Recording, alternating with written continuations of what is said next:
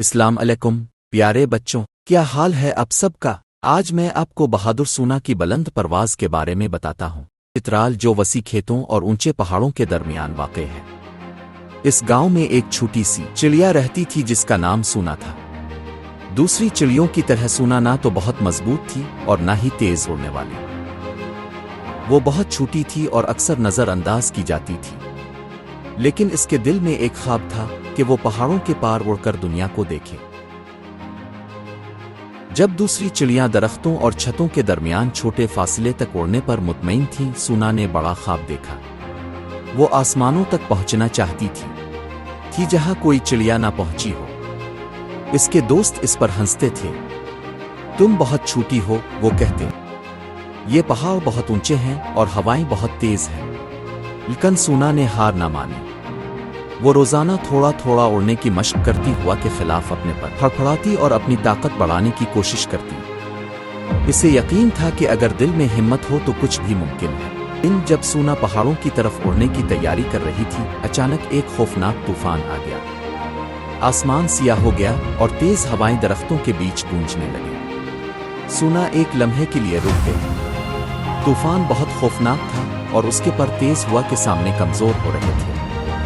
लेकिन फिर इसे अपने ख्वाब का ख्याल आया। दूसरी चिड़ियां फौरन अपने घोंसलों की हिफाजत में चली गईं। वो सूना को आवाजें देकर कहने लगे, वापस आ जाओ, कोई इस तूफान में नहीं उड़ सकता।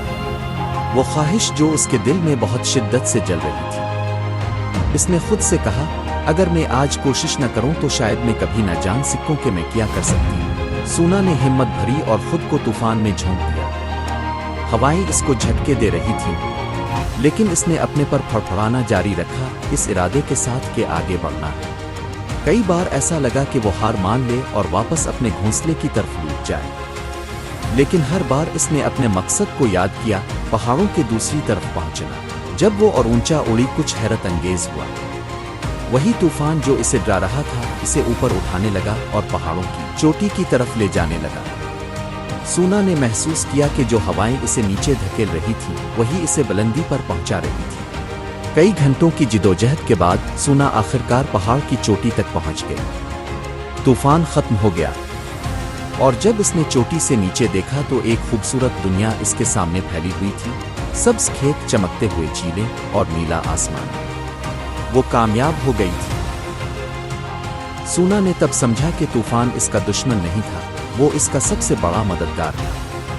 वो चैलेंज था जिसने इसे ऊपर उठने और मजबूत होने का मौका दिया।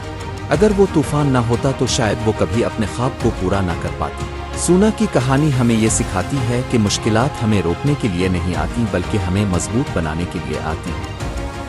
जब जिंदगी में मुश्किल हालात आते हैं तो पीछे हटना आसान होता है, लेकिन उन्हीं लम्हों में हम अपनी असल ताकत को पहचानते हैं।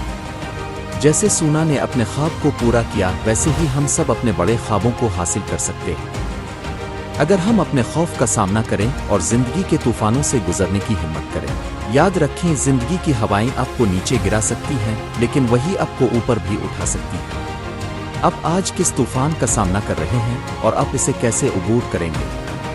अगर सूना चिड़िया कर सकती है तो आप भी कर सकते हैं। आप हमें कमेंट बॉक्स में जरूर बताएं आपको ये कहानी कैसी लगी और आप किस तरह की कहानियां पसंद करते हैं। अब अपने इब्राहिम भाई को दें इजाजत। लाइक, कमेंट, शेयर, सब्सक्राइब करना। अल्लाह हाफिज।